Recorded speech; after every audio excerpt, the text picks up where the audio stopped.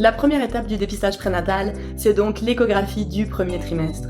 On ne se le cache pas, pour la grande majorité des futurs parents, il s'agit d'abord et avant tout d'une rencontre avec leur progéniture, mais cette évaluation est primordiale pour plusieurs raisons.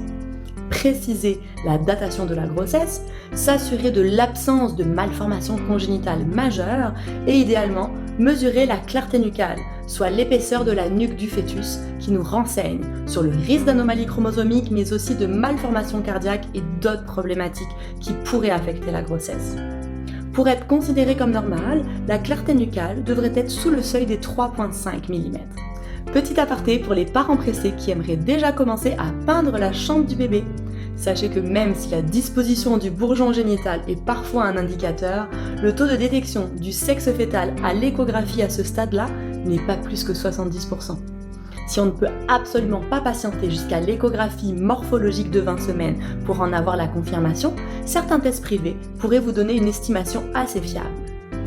Vous vous croyez donc tiré d'affaire avec une première échographie parfaite. Vous avez déjà accroché la photo du fruit de vos entrailles sur le frigo. Mais pourtant, une deuxième étape complémentaire est indispensable pour réduire significativement le risque pour la trisomie 21. Effectivement, environ 30% des cas de trisomie 21 ne vont présenter aucune manifestation à l'échographie.